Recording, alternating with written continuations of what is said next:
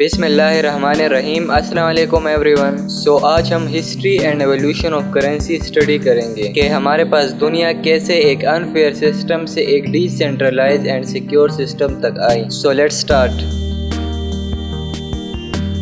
तो जब पुराने ज़माने में किसी को ट्रेड करना होता था तो वो बार्टर सिस्टम का यूज़ करता था। बार्टर सिस्टम में लोग चीज़ों की एक्सचेंज करते थे, यानी अगर एक बंदे को नमक चाहिए और एक बंदे को दूध चाहिए तो वो दोनों अपनी चीज़ें आपस में एक्सचेंज कर लेते थे, जिससे दोनों ट्रेड कर पाते थे और उनको अपनी नीड के मुताबिक चीज़ मिल जाया करती थी। लेकिन इस सिस्टम में एक बहुत बड़ा मसला था कि ये हमारे पास फेयर एंड इक्वल नहीं था, और दूसरा मसला ये था कि इसमें चीज़ों को कैरी करना मुश्किल था। यानी हो सकता है कि आप एक महंगी चीज़ दो और उसके बदले आपको सस्ती चीज़ मिले, और उस सस्ती चीज़ का साइज एंड वेट भी बहुत बड़ा हो, जिससे उसको कैरी करना भी बहुत मुश्किल हो जाया करता था। इस चीज़ को लोगों ने रियलाइज किया and then they started trading in precious metals, यानी कीमती मेटल्स में इन लोगों ने ट्रेड करना स्टार्ट कर दिया, जैसे कि गोल्ड, सिल्वर। ये सिस्टम बार्टर सिस्टम से तो काफी अच्छा था, लेकिन इसमें अभी भी कुछ मसले थे। एक मसला तो सर्कुलेशन का था, क्योंकि लोगों को नहीं पता कि दुनिया में कितनी सर्कुलेशन है गोल्ड की,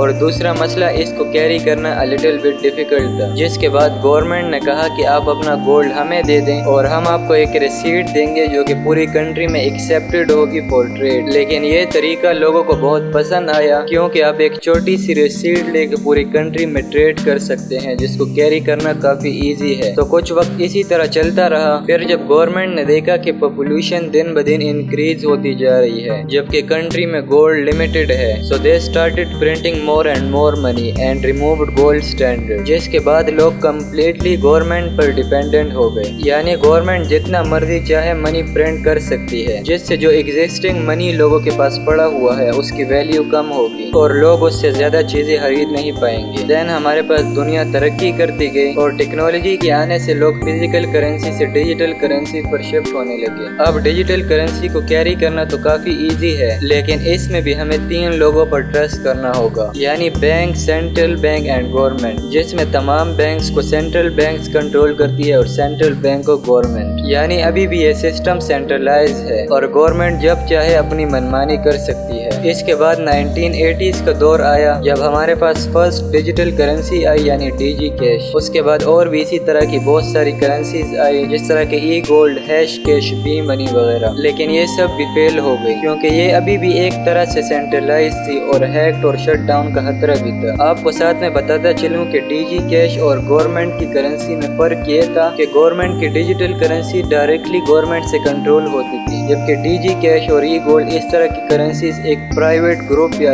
इंडिविजुअल बंदे ने बनाई थी। ये सब इसी तरह चलता रहा एंड देन हमारे पास 2008 आया, जिसमें हमारे पास सतोशी नाकामोटो ने बिटकॉइन का व्हाइट पेपर यानी गाइडलाइंस पब्लिश की, एंड देन 2009 में एक्चुअल बिटकॉइन ब्लॉकचेन लॉन्च हो गया। तो शुरू में हमारे पास बिटकॉइन के लिए कोई भी एक्सचेंज नहीं था, ना इसकी बाइंग एंड सेलिंग थी, बल्कि जस्ट माइनिंग थी। लोग इसको माइन करते थे एंड देन स्टोर करते थे अपने साथ। बट 2010 में फर्स्ट बिटकॉइन ट्रांजैक्शन हुई, जिसमें एक बंदे ने 10,000 बिटकॉइन देकर 2 पिज्जा खरीदी। बहुत सारे लोग इस बंदे के ऊपर हंसते भी हैं, लेकिन अगर उस बंदे ने उस वक्त ये ट्रांजैक्शन नहीं की होती तो शायद आज बिटकॉइन $1 का भी ना होता। उसकी इसी ट्रांजैक्शन से लोगों को पता चला कि हम इसको रियल में भी यूज कर सकते हैं। इसके बाद बिटकॉइन के लिए बहुत सारी एक्सचेंजेस आई एंड देन कुछ वेबसाइट्स आई जहां पर आप बिटकॉइन दे के चीजें खरीद सकते थे। तो इस सब के बाद बिटकॉइन को बहुत सारी पॉपुलैरिटी मिली, क्योंकि ये डिसेंट्रलाइज था, इजी टू कैरी था एंड इसकी सप्लाई लिमिटेड थी, यानी इसको गवर्नमेंट कंट्रोल नहीं कर सकती। इसके बाद और भी बहुत सारी क्रिप्टो करेंसीज आई, जैसे लाइट कॉइन, इथेरियम वगैरह, और इन क्रिप्टो करेंसीज को ट्रेड करने के लिए बहुत सारे एक्सचेंजेस बने, जैसे कॉइनबेस, बाइनेंस वगैरह। तो लास्ट में आपकी नॉलेज के लिए आपको बताता चलूं कि इन सब करेंसीज को क्रिप्टो करेंसीज इनकी सिक्योरिटी की वजह से बोलते हैं, एंड ये क्रिप्टोग्राफिक टेक्नोलॉजी यूज करती है फॉर सिक्योरिटी, जो कि ऑलमोस्ट इम्पॉसिबल बना देती है एक हैकर के लिए कि इस करेंसीज को हैक कर पाए। So that's why it's called crypto currency.